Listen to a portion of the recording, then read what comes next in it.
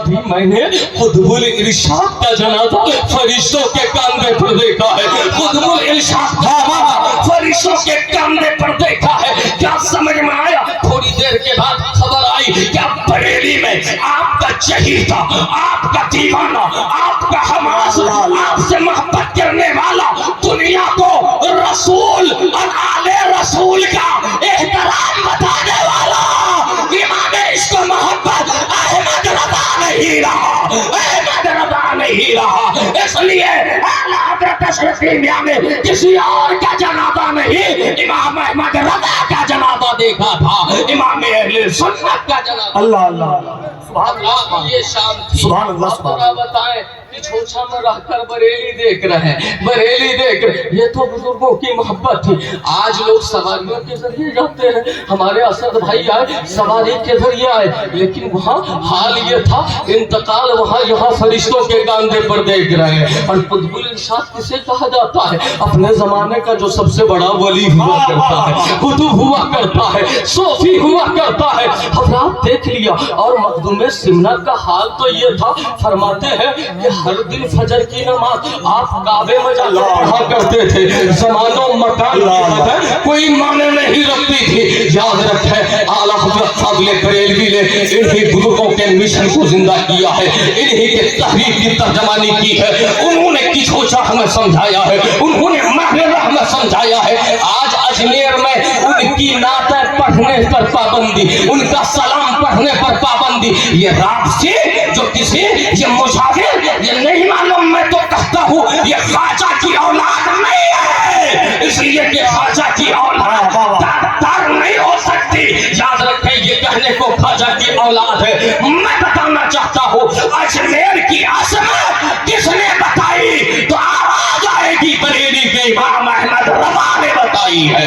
Baghdad का मकाम किसने बताया?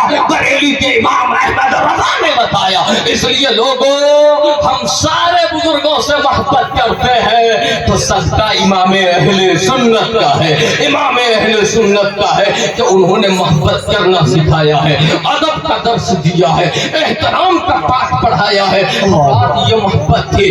इसलिए लोगों आला हज़रत अशरफी मियां ने क्या कहा? मेरा मसलक वही है जो आला हज़रत बरेलवी का मसलक है। हज़रात अगर आप इत्तिहाद आज के डेट में भी, आज की तारीख में भी आप इत्तिहाद नहीं करते, इत्तेफाक नहीं रखते तो यकीनन प्यारे आप मारे जाने के काबिल कल भी थे, आज भी है। ज़माना आपको ललकार रहा है। हालात क्या है आप देख रहे हैं। इस मुल्क में अगर कोई आलिम दीन बन जा रहा है उनका एहसान है, हाफिज़ कुरान बन रहा है उनका एहसान है। इसलिए कि हर दाढ़ी टोपी वाला दुश्मनों के नरके में है। दुश्मन उसे मशक़े सितम बनाना चाहता है, दुश्मन उसे हदफ बनाना चाहता है। अभी मधुबनी के एक मौलाना फिरोज को जालिमों ने दौड़ा दौड़ा कर मारा, उनकी पुष्ट पर पिटाई की, उनके पीछे आगे के मकाम पर उसने ऐसी मार मारी है जो देखने के काबिल नहीं है। गुंडागर्दी बढ़ती चली जा रही है, आतंकवादियत फरोग पा रही है,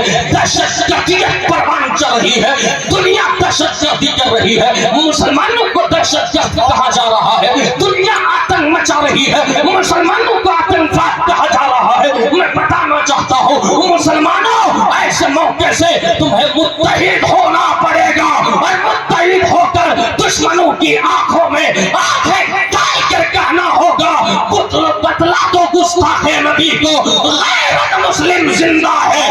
पर मर मिटने का जज्बा कल भी था और आज भी है, उन पर मर मिटने का जज्बा कल भी था और आज भी है। मुत्तहिद हो जाए। ये जामिया अशरफिया इजहारुल उलूम ये हुजूर शेख आज़म के नाम से मंसूब है। मैं जहाँ भी जाता हूँ हजरत सीमांचल में शेख आज़म का खुसूसी करम है, खुसूसी फैजान है। आप जहाँ जाए ये एक सोनापुर नहीं, बंगाल के सोनापुर में भी जाकर मैंने देखा एक अजीम इदारा शेख आज़म ने कायम फरमाया है। यहाँ की गलियों में चल चल करके शेख आज़म ने दीन की हिफाजत फरमाई है, दीन की तबलीग फरमाई है। इसलिए लोगों शेख आज़म का एहसान है, इसलिए आप इन बुजुर्गों से मोहब्बत करो और इनकी मोहब्बत तुम्हें जलील होने नहीं देगी, रुसवा होने नहीं देगी। यही मेरा पैगाम है। अल्लाह फरमाता है यरफ़इल्लाहुल्लज़ीना आमनू मिनकुम वल्लज़ीना ऊतुल इल्म दरजात। अल्लाह ताला